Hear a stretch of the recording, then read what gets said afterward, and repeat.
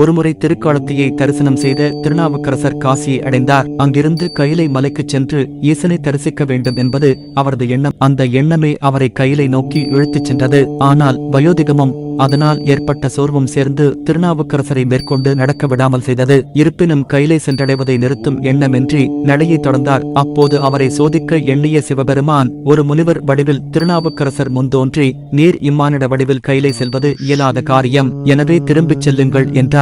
ஆனால் திருநாவுக்கரசர் அந்த பேச்சை செவிமடுக்காமல் தன் பயணத்தை தொடர்ந்தார். அவரது பக்தியையும் மன உறுதியையும் கண்ட சிவபெருமான், திருநாவுக்கரசா, இங்குள்ள பொய்கையில் மூழ்கி திருவையாறு தலத்தை நீ அடைவாய், அங்கு யாம் உனக்கு கைலை காட்சியை தந்தருள்வோம் என்று கூறி மறைந்தார். இறைவன் அருளியபடி அங்கிருந்த பொய்கையில் மூழ்கிய திருநாவுக்கரசர் திருவையாறில் கோவிலுக்கு வடமேற்கே உள்ள சமுத்திர தீர்த்தம், உப்பங்கோட்டை பிள்ளை கோவில் குளம் என்று அழைக்கப்படும் தீர்த்த குளத்தில் எழுந்தார். அப்போது திருவையாறில் திருக்கைலை காட்சியை ஈசன் திருநாவுக்கரசருக்கு காட்டி அருளினார்.